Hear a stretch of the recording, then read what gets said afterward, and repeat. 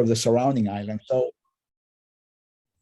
I I he never really had much time because he was so busy. Never really had much time to spend with me, and so yeah.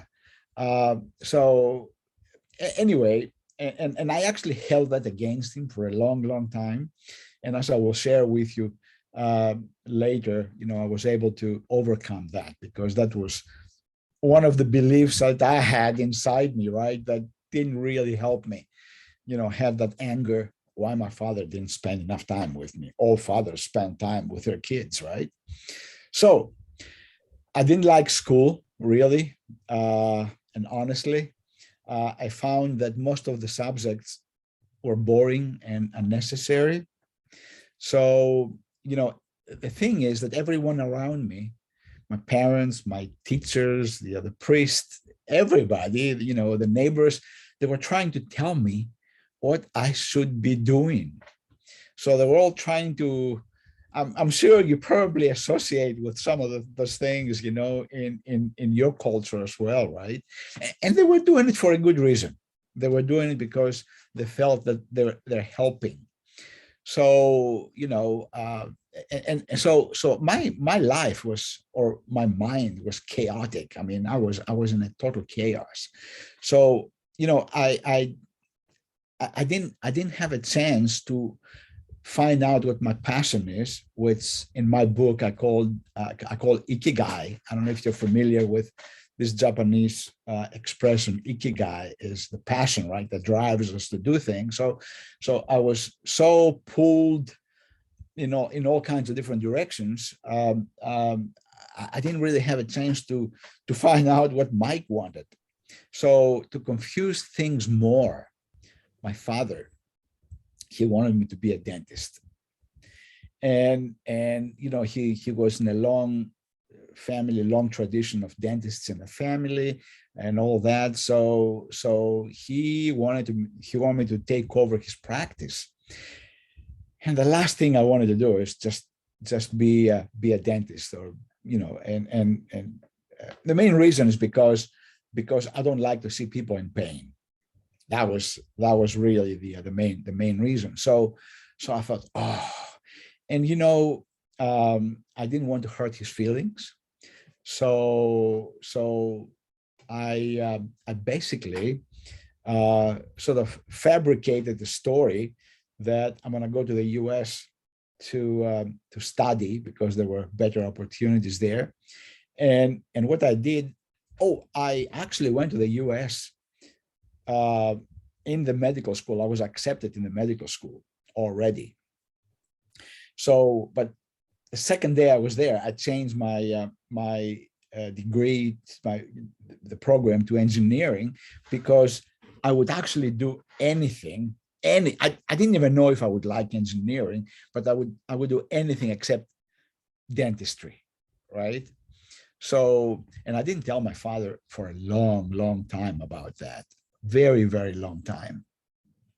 So I went there. So I went to the university, and this is where I had this, I guess, awakening, and this, where I discovered a profession called project management, right? And so it was amazing. It was really love at first sight, honestly. And the reason for that is because I was in a chaos, right? I was totally unorganized. I was going in all kinds of different directions. And this profession had all the tools and techniques to take me to where I could finally get my thoughts organized and find my direction in life and all that stuff. And suddenly my stress that I had disappeared. And it's like, whoa, what's happening here? And I didn't even get that deep into project management. At the time, I just experienced the tools and techniques, and I told myself, oh my gosh, this is amazing. I love this. And for a long time, I kind of felt like this is a hobby. more than a profession, because at times I felt guilty getting paid good money to be a project manager, because I enjoyed it so much. so then later on I realized that it wasn't just the tools and techniques, but also what we call the soft skills, right? The influencing, communicating, making decisions, negotiating with others, and those are things I hate them being called soft skills, because they're anything but soft. They're truly life skills, and now I understand how important would it be to actually show the skills or teach the skills to young kids, so that they can, when they finish school, they can be ready for life. I mean, truly be ready for life, rather than just, the things that the schools teach now. So again, that became my passion. And then later on, in order to be able to help others, I combined project management and coaching. In fact, about 30 years ago, I was one of the few project coaches in the US. So, and that of course led me to come here to Thailand, where I am now, and worked as an executive, like you said, for very large companies like Chevron and other big companies. But now I'm just practicing this project coaching on my own, helping, like you mentioned, overwhelmed leaders or owners, business owners, project owners, to sort of find out about those tools, but also, as I will explain a little later, also to manage their mindset.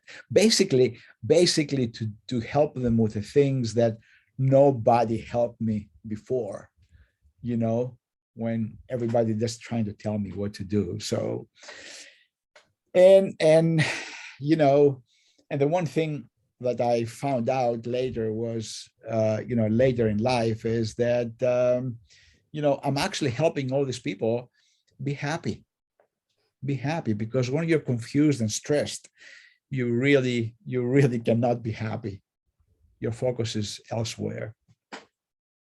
Yeah. Thank you for mentioning this wonderful life story with us. And indeed, I love it that you said that people were telling you what to do, but not because they wanted to harm you in any way.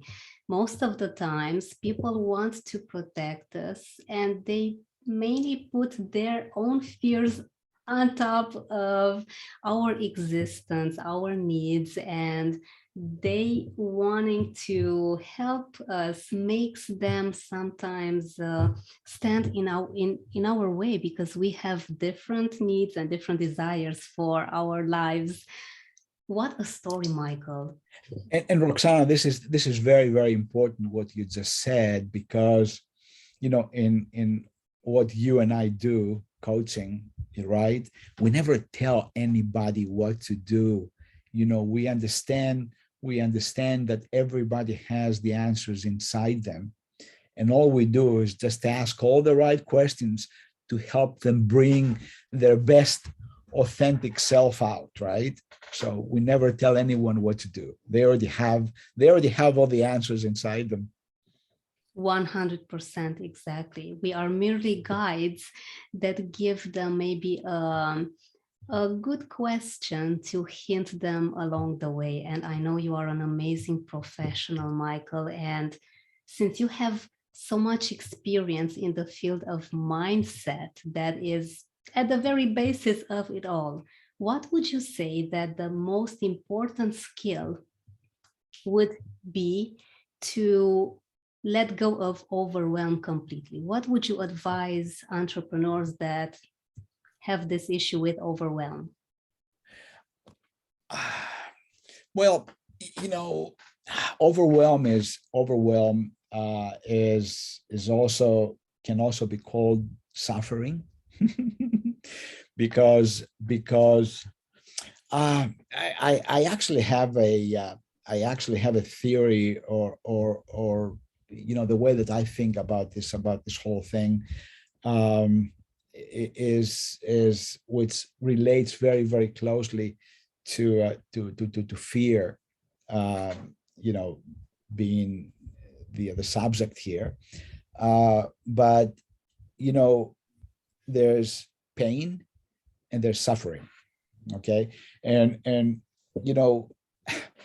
excessive pain, or excessive fear and anger is what really causes our pain.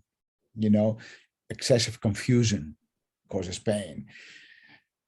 So pain is inevitable. It's going to happen, right? It's going to happen. So pain, it's really about, from NLP, is our life conditions, is the way that we, life is happening around us. It doesn't match our, sense, our beliefs, our sense of the world, right? The way that the color glasses that we wear, you understand that. So this is pain, is when the life conditions, are not in alignment with our map of the world. Now, suffering is same thing, when the conditions are not aligned with the beliefs, but we feel powerless to change it. We feel that we don't have any options. And this is where the overwhelm comes. You see? So what we do is we get them refocused. We get our clients refocused, or we just get them to change their map of the world. And refocusing is one way to do it. I actually have a great example. I like to use stories to sort of depict the things that I talk about, because people relate to stories a lot better. So would that be okay if I share something? I just want to share one really good story, maybe two.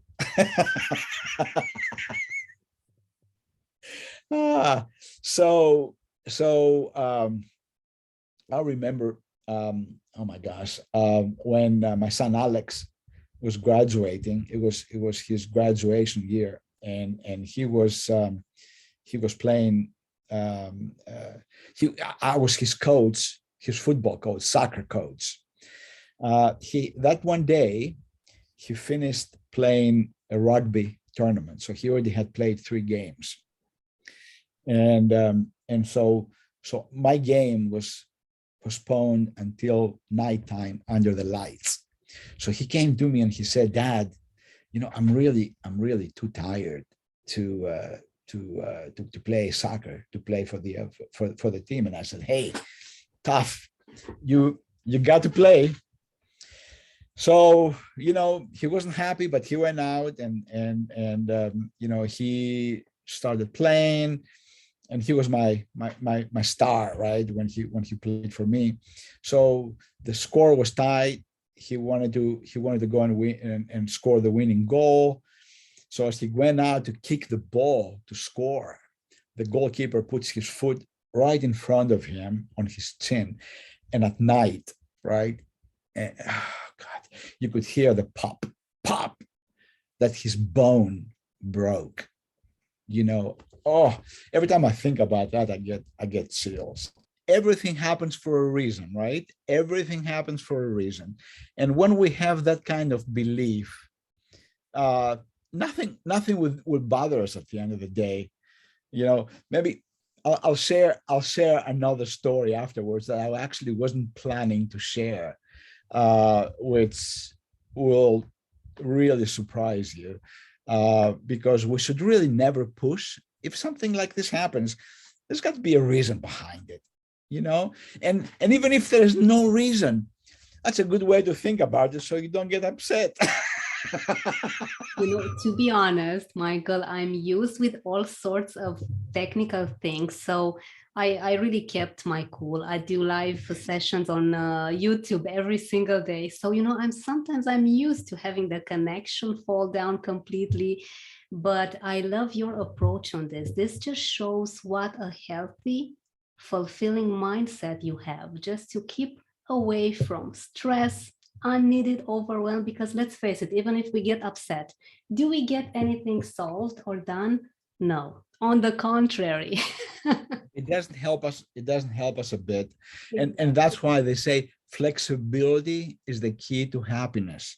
Flexibility is the key to happiness, you know, being elastic. You are so right. You are so right.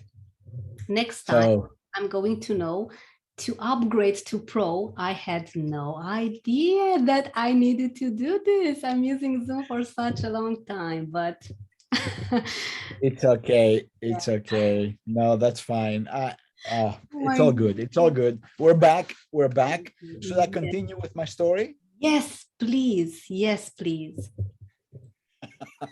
So Alex, right? He was, I asked him to play for, the other late game. He was a bit angry with me, and so he went out to, to play the night game, the night soccer game. And as he tried to kick the ball, the goalkeeper came out and basically put it right in front of his shin, and you could hear the pop in the middle of the night. Oh, my heart stopped. Honestly, my heart stopped. And of course, the first thing was, oh, I felt guilty, right? Because I forced him to just go out there and play, especially being tired or anything, all these things. But then at the end, he even realized himself that sometimes when we have that victim approach, that victim thinking, we're going to go out and we're going to prove to people that we're victims. See, I was tired. I told you. He understands that totally now. When I first told him about this, it's like, Dad, I would never go out and break my leg purposely. And I said, you know what? People kill themselves just to prove that they're right. You are so right, Michael. And I'm very appreciative that you said this, because there are things in our subconscious mind that actually want to protect us, even if this means harming us. Our mind is so obedient, but only if you give it the right orders, the right instructions to perform in a way that it really serves you. Exactly. Exactly. So to finish the story, right? So the ambulance comes. They call. Actually, two ambulances came because people started calling, and came on the field.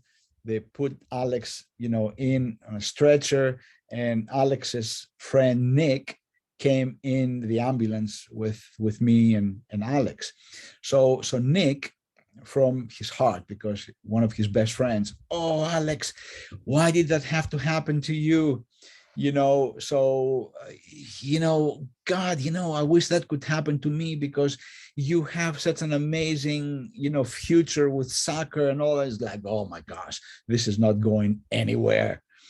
So the pain, the physical pain that Alex had now was getting mental pain, because Nick, meaning well, he was building up, saying things that he really should not be saying, because now it's making him feel bad emotionally.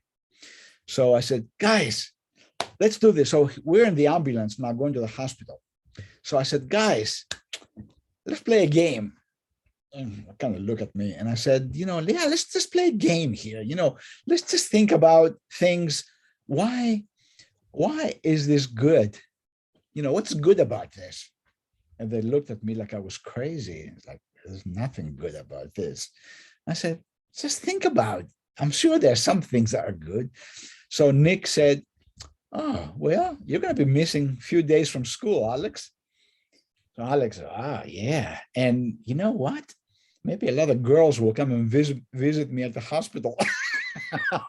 one thing led to another, and they started laughing and adding, and I was making notes of all the things that they were talking about.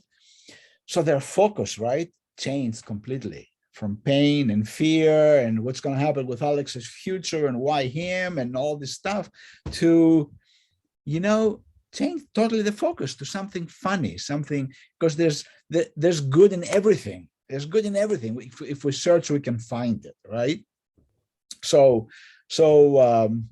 we got to the hospital, and so in the emergency room, and the doctor comes in, there to see Alex, and they were still both laughing, and he says, "Did somebody here break a leg?" What? I've never seen anybody laughing in the emergency room. That's what change of focus does to you.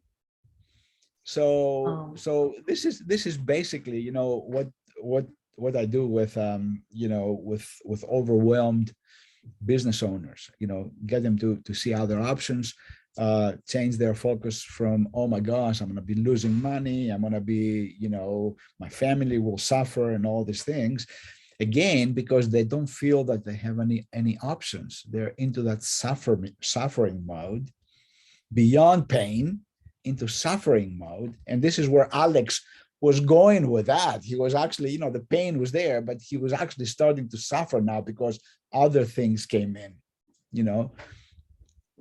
So, changing the focus is definitely, and looking for better options is definitely a good way to overcome overwhelm.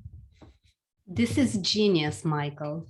I'm listening to you, taking some notes and just taking in this amazing, what an easy, logical and rational technique. I love this. This is something that we can all do. So I appreciate you mentioning this.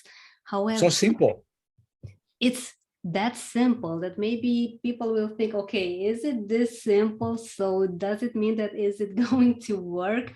Yes, it is going to work. However, my fearless friends, watching us live, listening to us on Spotify, I suggest that you get in touch with Michael, number one, because he is so generous in offering you a 90-minute free coaching session. I mean, could you have a better gift on a Friday afternoon or evening, wherever you are on this beautiful Friday before the weekend? What a great gift, Michael. I'm so grateful that you are offering this to our And audience. I'm only doing this for your audience, Roxana. Really, I mean it, because we've known each other for a long time, and I really want to do something of value for them. And this is totally free. And in 90 minutes, I call those the breakthrough strategy sessions. And in 90 minutes, they're going to come away with more clarity about their business. This is for people that are thinking about starting new business, or people with existing businesses that are having problems, because they were not set up properly right from the beginning. You see?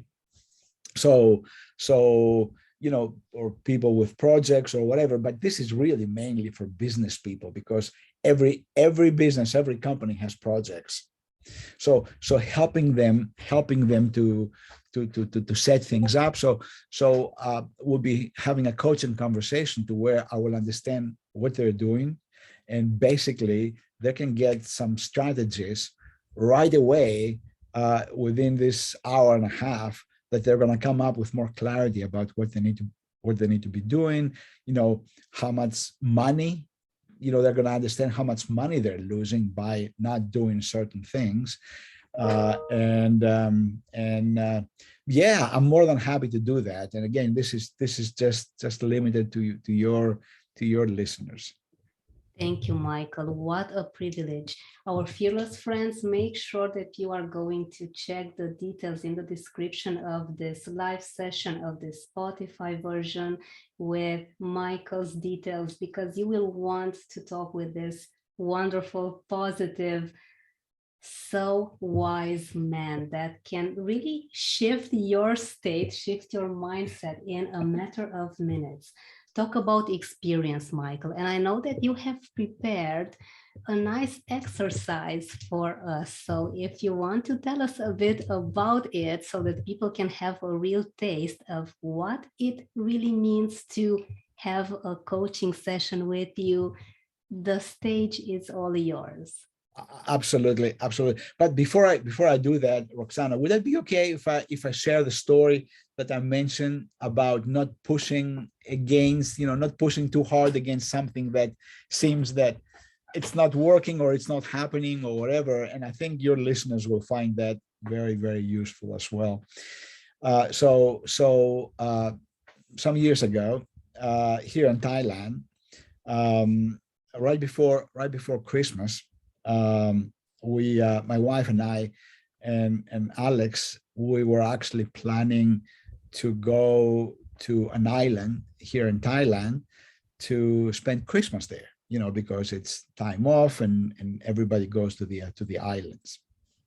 So we try to get that right, the same hotel room that we get on the beach, it was taken. So, well, how about the other one next to it? No, not available. So then we're trying to find flights and we had to travel separately. So there was just one problem after another. And it's like me, of course, oh, I'm going to try harder. I'm going to make it happen. And my wife said, sometimes things happen for a reason, and let's just not push too hard. And it's like, oh man, no, I want to make this happen. I want to go there. I want us to have fun, in the island over Christmas. Imagine.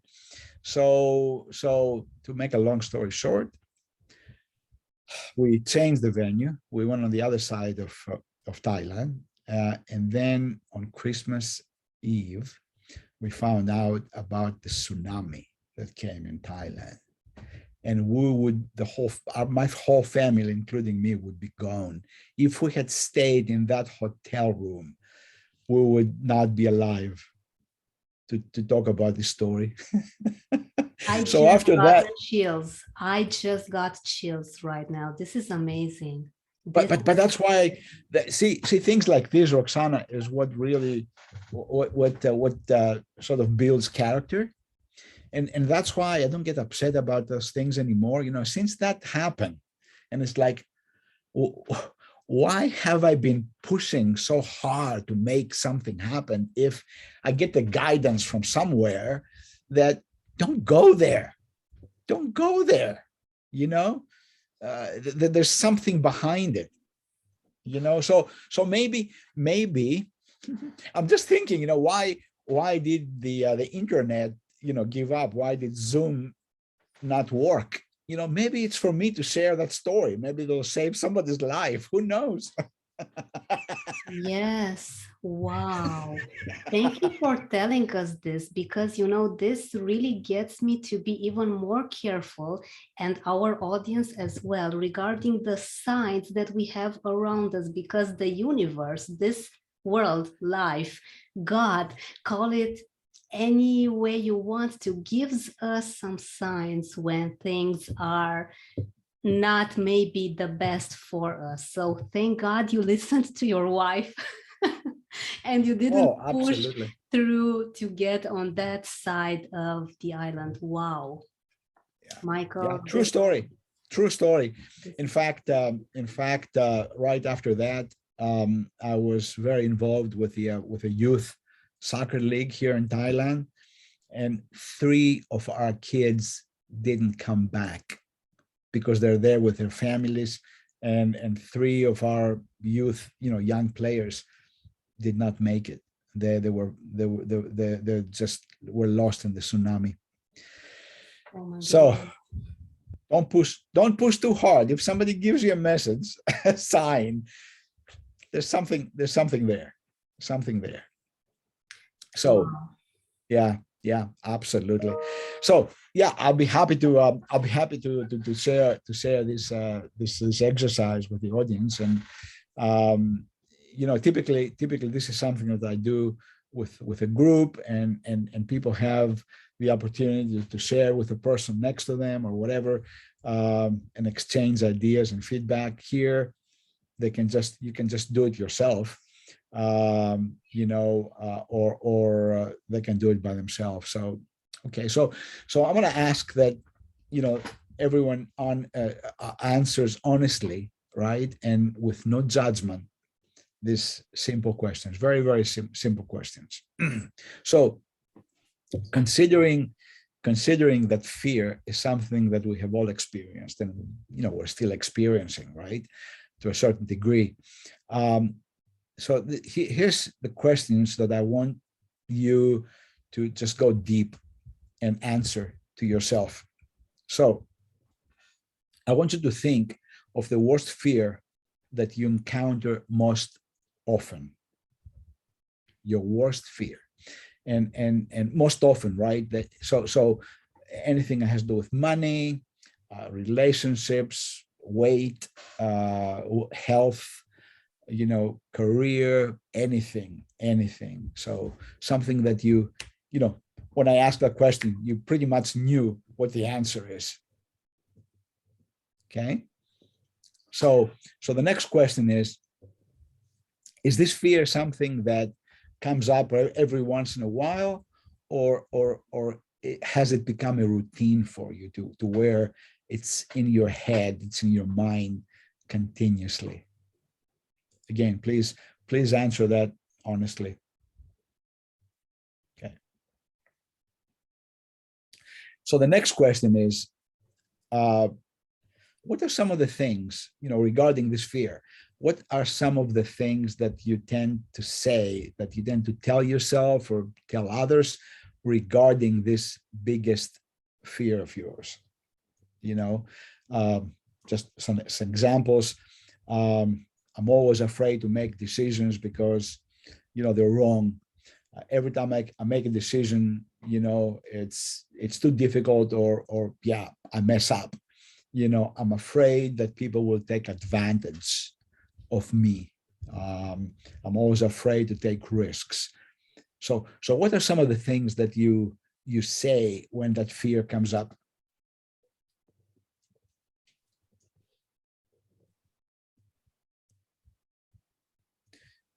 And now I want to ask these questions. How have these thoughts helped you in the past? Because some of these fears, as we all know, right? I mean, they're there to protect us from something.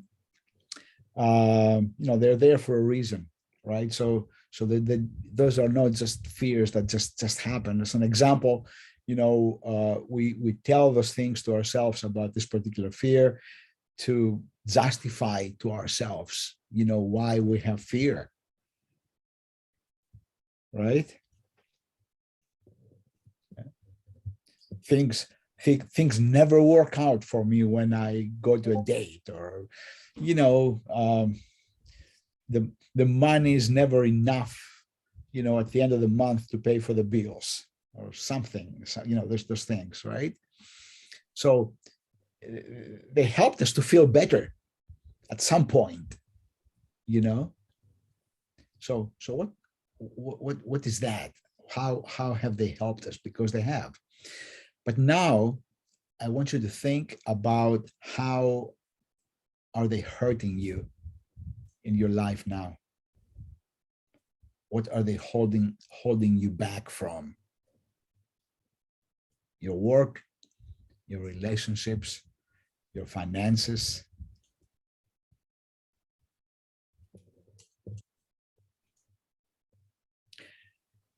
And if you continue to keep them and live by those thoughts and those fears, okay, what's going to happen to you? What your future, what your life will look like?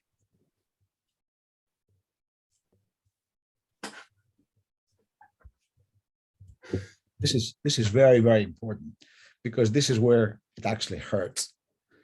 And sometimes in order for us to change, we got to have that pain. We got to have that pain. it might be painful temporarily, but at the end, it's going to help us big time. So please answer those questions honestly. And the final question is, how are you going to change these thoughts in order to be empowering? Because the language we use is very, very important. We can turn it around. We can turn it around. So what's the powerful language that we can use? You know,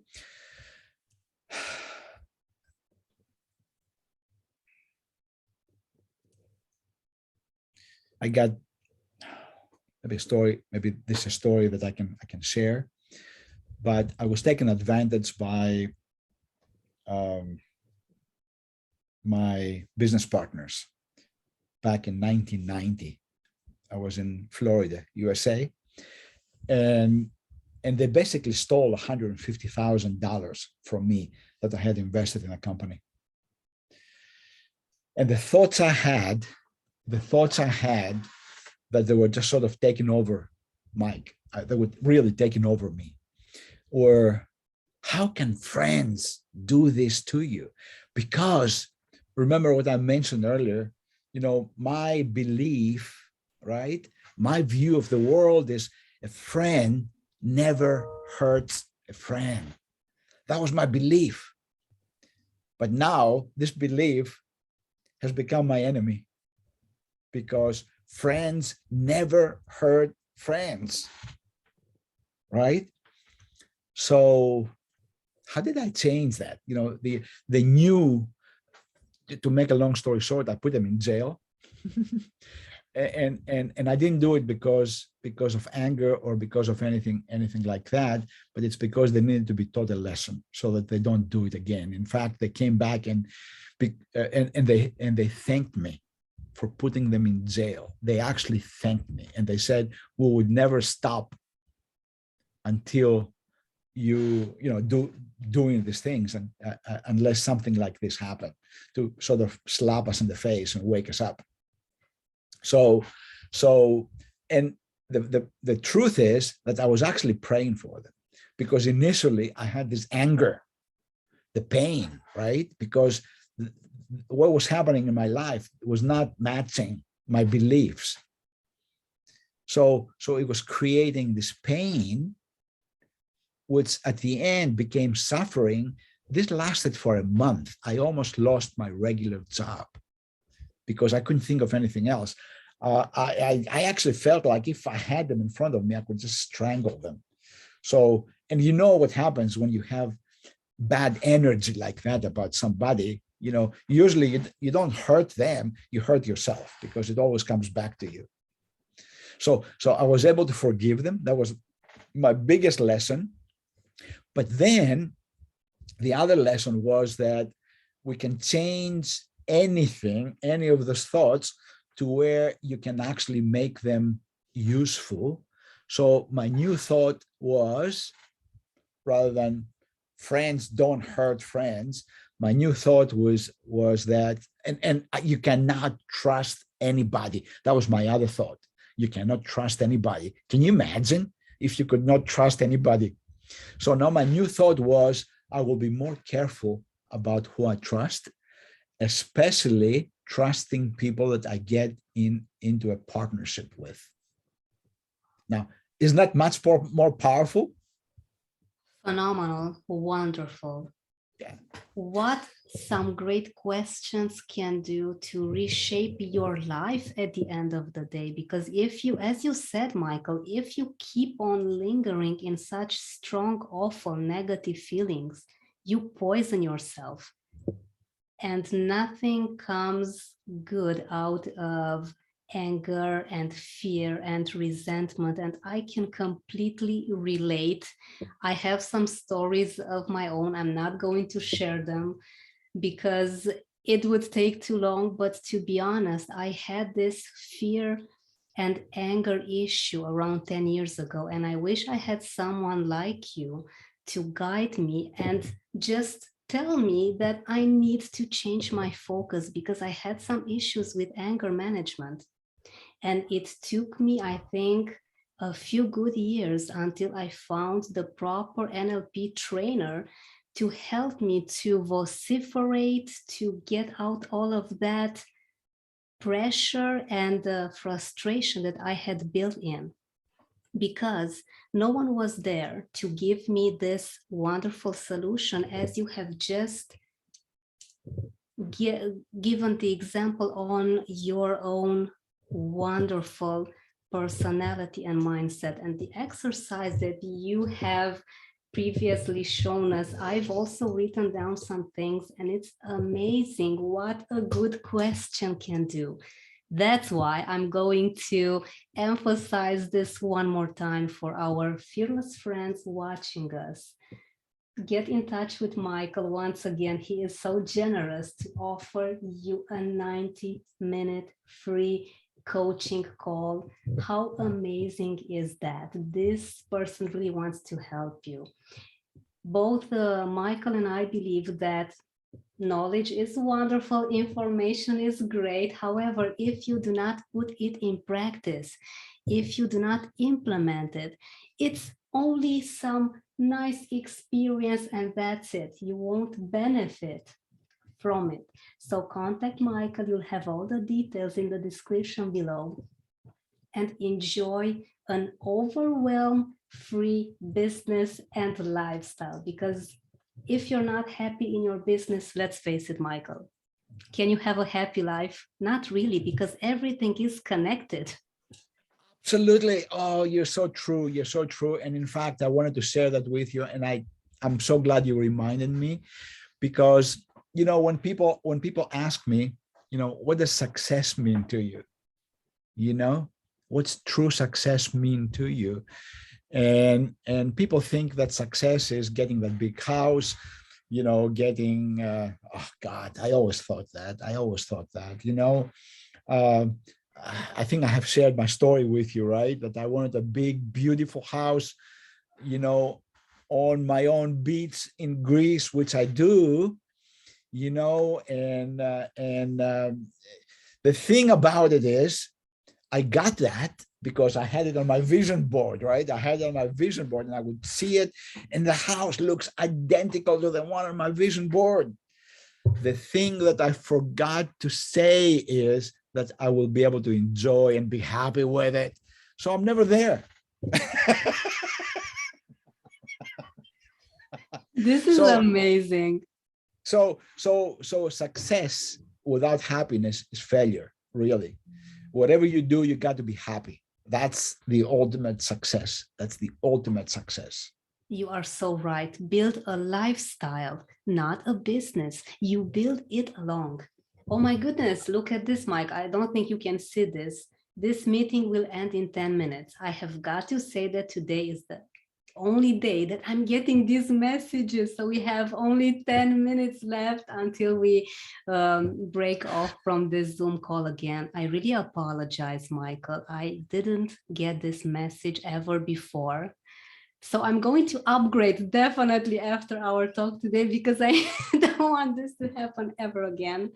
I'm thanking you once again for being so kind, so patient, and so nice with all of these. And you have given us some very amazing, inspiring bombs. You have dropped some amazing, wise words, one after the other. And Michael, before we go, can you please tell our audience how can they get in touch with you? And what is one piece of advice that you would give someone that is at the beginning of their journey? Excellent. Before that, I want to mention a little bit about my book, because all those things I'm talking about, I actually, COVID gave me the opportunity to finish my book last year. Thank you, COVID. reframing. So in this book, I actually have all these things that I've been talking about, and you know, based on my life and the way I have used all these things in my own life. And the book, it's actually the one right here. It's Your Life Mastery, and we can post that as well. So Your Life Mastery. And it's actually lifemasterybook.com, and you can find it on Amazon. Lifemasterybook.com. You can find it on Amazon. So the other question that you said is, people can find me in www.coachsypsomos.com, and this is where they can actually book their free coaching session. So Coach Sypsomos, SYPSOMOS, coachsypsomos.com. So can I say something? Okay, I'm gonna try to be very, very quick here, and I'm gonna fit that in there because there was something else about fear, some thoughts about fear that I wanted to share with you. Okay, so there are two main reasons why people have fear. Okay, in my mind, it's fear about not being not being enough. We're not doing enough. We're not being enough. Okay, and fear of not being loved. Those are the two main things. I see that with my executive clients. I see that with everyone that I coach. It's all something that has to do with fear about something. And sometimes the fear of not being enough is disguised as a big ego, significance, like to talk about ourselves and things like this, know everything. And the fear of not being loved is well, it's just not being loved, right? So again, sometimes it's disguised as big ego significance. When we dig into it, then we realize it's like, oh my gosh, this person is nothing like what he's trying to look like he is or she is. So and this is extremely important because actually fear helps us grow, especially when we started seeing that there's a reason behind the fear. So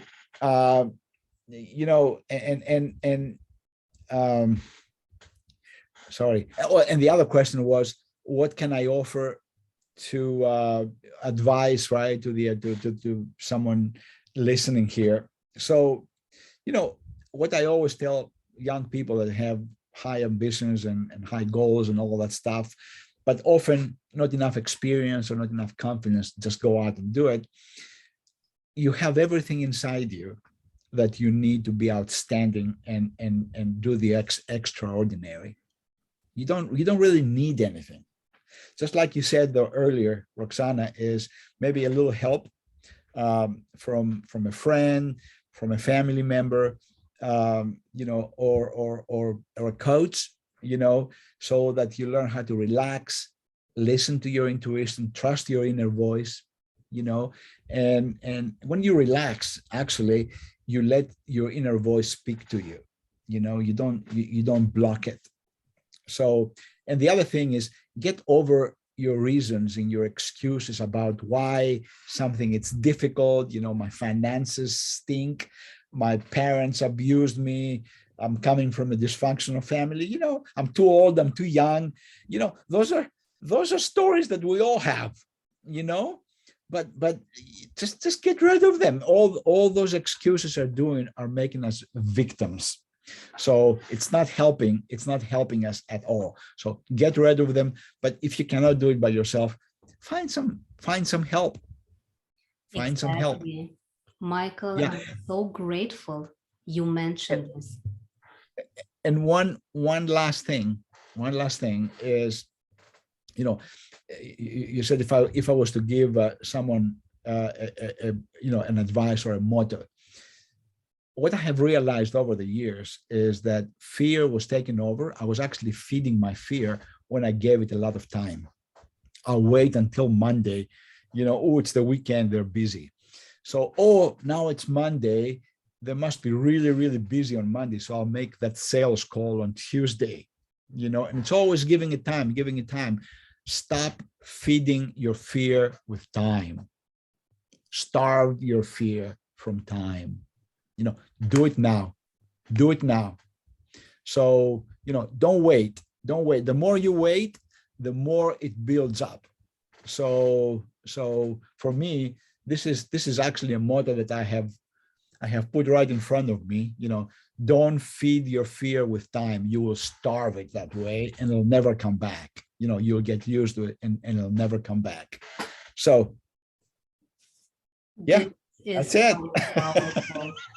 This is so powerful, Michael. I love this. I'm going to remember this and use it as well, if you don't mind, because this is so Oh, that will empowering. be fine. What you put focus on, this is a great lesson for me as well, Michael. Today's talk was not coincidental at all. I don't believe in coincidences.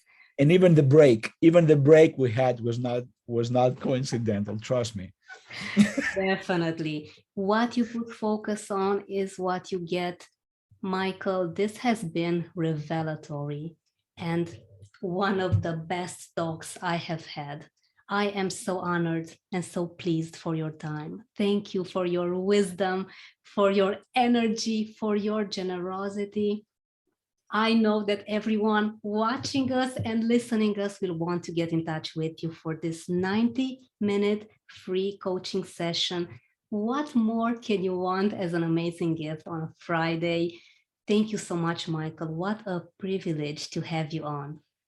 Thank you for having me on your podcast. And again, I honestly admire what you do, and I just hope that some of the things I have shared have created create some interest inside your listeners, so that they're able to search more. I mean, there's so much more in here, and in here too, in my heart, that I want to share. I